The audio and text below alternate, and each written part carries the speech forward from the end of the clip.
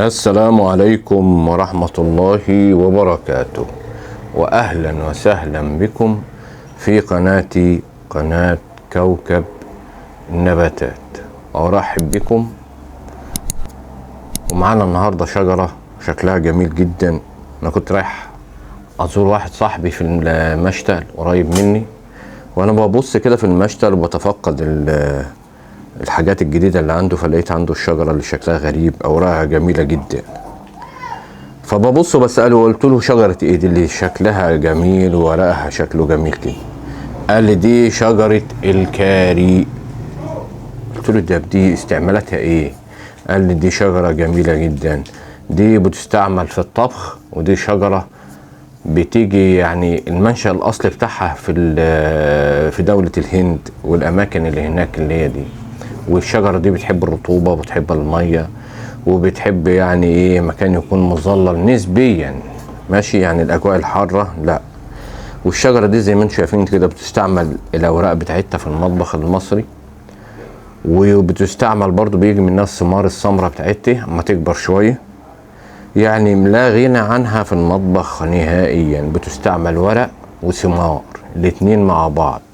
ولو جينا بقى لنقل الشجرة دي اما تيجي شتلة صغيرة من المشتل، ودي سهلة خالص وسعرها رخيص مش غالي، حوالي 50 جنيه. فانا اشتريتها وجبتها، طبعا عجبتني شكلها جميل وورقها حلو، فاشتريتها وجبتها معايا ونقلتها. ولحسن الحظ لقيت شتلتين مع الشتل، يعني 2 صغيرين لسه طالعين في ريحة كده.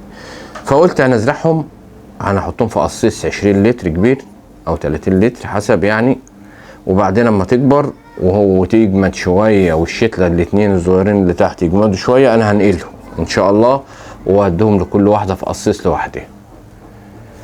فزرعت الكل طبعا ال3 شتل مع بعض زي حضراتكم انتم شايفين، 2 صغيرين خالص والكبيره اللي هي ايه اللي واضحه قدام حضراتكم دي. وهي شكلها كده ولويتها وظبطتها وحطيت لها تربه مختلطه طبعا، 50 رمل 50 طمي اسمر، وزرعتها وهي دلوقتي شكلها جميل. وطبعا عشان انا نقلتها بحرص وبالراحه ما حصلهاش الصدمه اللي هي بتحصل بعد المشتل، انا حطيتها بحرص في القصيص، وطبعا الميه بحرص، ولازم الصرف يكون شغال واتاكد بتاع القصيص عشان ما يحصلهاش صدمه. وبعدتها عن الحراره الشديده طبعا اللي هي بتاعت الجو، يعني حطيتها في مكان مظلل نسبيا مغربل يعني بالعربي كده يعني. ولو اتكلمنا عن فوائد الكاري، فأوراق الكاري دي لها فوائد جميلة جدا، ومن كتر فوائدها يعني لها فوائد متعددة. وأهم فايدة لها طبعا إن هي لها علاقة وطيدة بنمو الشعر.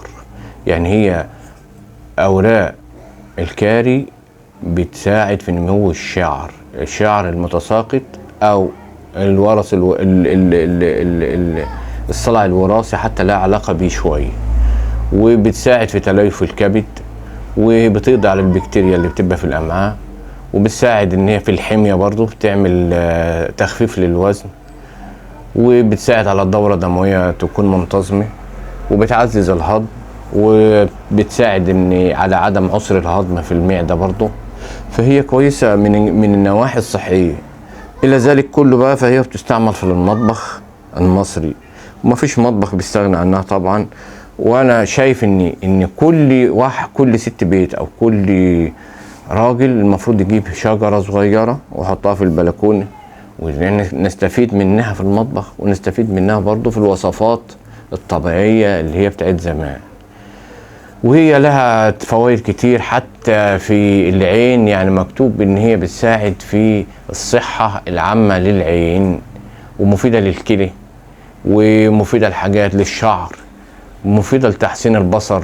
يعني هي لها علاقة بالعين، ماشي. بس بالظبط انا مش دكتور طبعا، انا هاوي زيكم بالظبط، وبحب ان انا اقول على المعلومات اللي انا برضو بشوفها او بطلع عليها.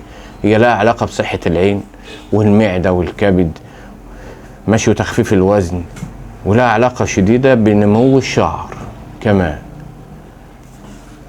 شجرة الكاري فهي فعلا صديقة للمكان.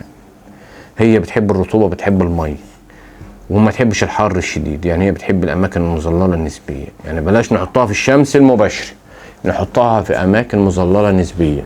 والري طبعا كل التربه ما تجف، بعد انت هتبقى حضرتك ما تعمل اختبار للمكان طبعا وتشوف هي التربه طريه ولا جافه. لو كانت جافه نسبيا نروي بحرص والصرف يكون شغال. ولو اتكلمنا عن الاسمده، فيه طبعا سماد المورينجا، طبعا فيه السماد اللي هو من زبل الحمام، فيه كذا نوع سماد. انا طبعا عامل الاسمده دي كلها